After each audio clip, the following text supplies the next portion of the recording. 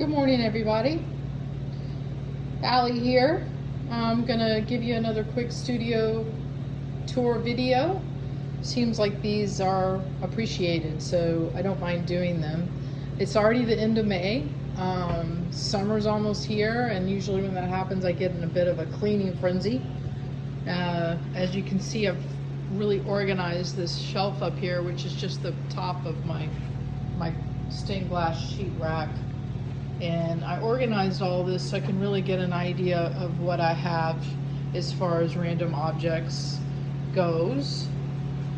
Staying organized is such a big part of my world because there's just so much of what I do in little pieces and parts that if I don't keep organized, then I don't know what I have and I can't use it, or worse than that, I go out and buy more of something or whatever.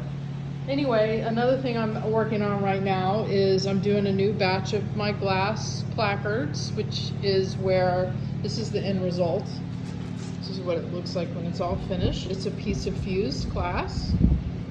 Well, actually it's a black heart with a second layer and then a third layer of dichro on top, epoxied to a steel plate, which I cut up and clean up and then spray paint with this nice little attachment. These are very popular gift items, as well as just thoughtful one-offs.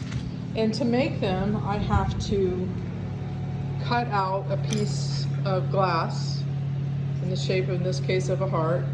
In case anybody wonders why I make so many hearts, well, it's because people buy them. Anyway, so then I start putting on glass. You can see I've cut one piece there. On this one, you can see I've cut two pieces. Put on my second piece.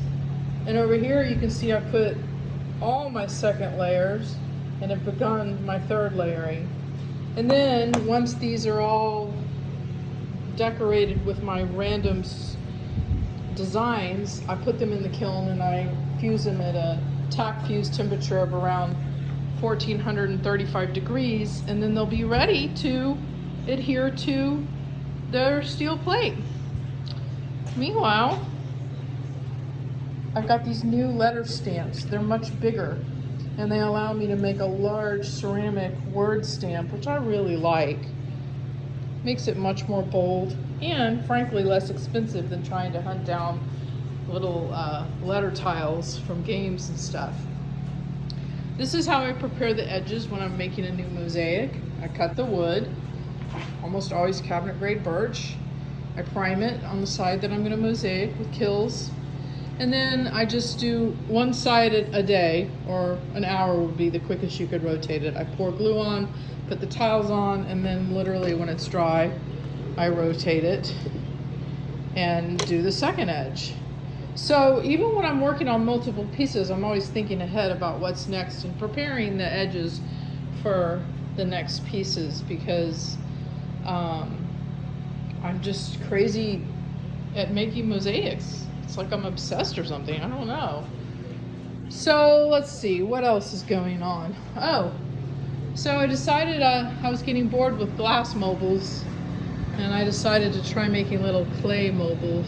So I made these little clay cats and dogs in a mobile. This one's fun. It looks a little bit like my tenant's dachshund. These are really hard to photograph. Heck, they're even hard to make videos of. Anyway, these are prototypes, experimental. I have one more that's birds.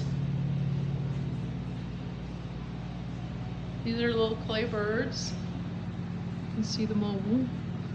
I can't decide if I'm going to make more of these or not. But it was definitely fun to make. And it was a nice break from all the mobiles. This is the mobile making table. And I really need to get busy if I'm going to keep this stuff in inventory. Those are two pieces ready to grout. So this is a new glaze I discovered. Is that color beautiful or what? Look at that. It's so delicious. Anyway, today's the last day of my first Rainbow Hearts class. I just relisted the class. again because it was so much fun. I don't know if we'll do it a third time, but we are going to do Rainbow Hearts a second time if the class can fill. You can click on that through my website. Under Shop Now, there's a classes link. So tonight's the last night. We're going to grout. We've taped over the parts that have deep crevices where we stamped designs in, where we don't want the grout to get caught because it's hard to wipe it out if it's too deep. And we will finish up and say goodbye tonight. Some of my students from this class have already signed up for some of my other classes, and I know it's because they're attached to me now and they can't bear the thought of being separated for too long. And then Saturday we have our next magnet making class, and I'm already staging the area for that. This is going to be, as long as I can make it happen, the last Saturday of every month. And again, you can sign up for this on my website. And basically we're making magnets sort of just like that heart, but not as precise, more fun and free. Fused magnets out of all my scrap glass. This is all really beautiful opal bullseye scrap. And then everybody gets a little dish of the dichroic scrap. This is also just a really fun class. Only one night, and then I finish up the magnets later and send them to you. Here's all the pre-cut bases for the magnets. Look at all these delicious colors. This is actually a new bullseye color. This is all bullseye glass. That's a brand of glass that I'm very fond of. It's kind of more expensive, but for me it's worth it with the colors and textures that are available.